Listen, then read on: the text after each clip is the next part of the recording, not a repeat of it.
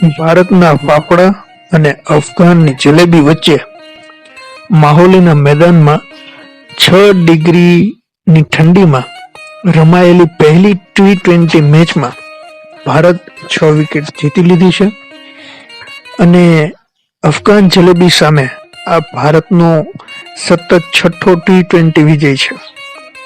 જોયું કેવું ગોઠવાઈ ગયું? 6 ડિગ્રીમાં 6 વિકેટ અને 6થો વિજય. ટોસ જીતીને પહેલા બોલિંગ કરી, જેમાં અફઘાન જલેબી 10 ઓવરમાં 57 રન અને 3 વિકેટ હતી.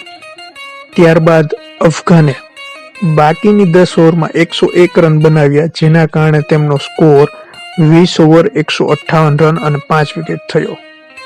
જેમાં નબીએ 27 દળમાં 42 રન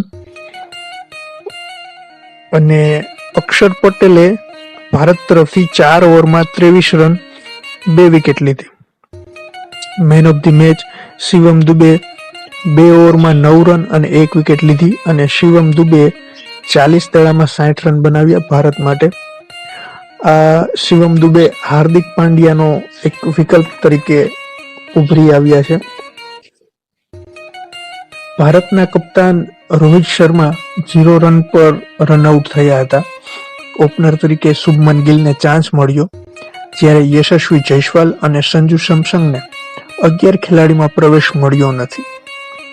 ઓપનર ગિલે 12 દડામાં 23 રન અને વિકેટકીપર જીતેશ શર્માએ 20 દડામાં 31 રન બનાવ્યા.